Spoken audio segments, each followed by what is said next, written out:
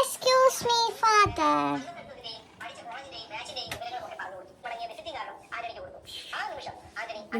Late എടുക്കായോ? എന്തൊക്കെ ഐറ്റംസുകളാണ് കൊള്ളാമല്ലോ. അത് ബ്രെഡ് റോളും ഉണ്ട്, വെറും മുട്ട റോളും ഉണ്ട്. റോളല്ല ബോള്. അത് പഴം ശർക്കരയൊക്കെ വെച്ചിട്ടുള്ള അട. കഴിക്കാറുണ്ട്. അതെടുത്തോ.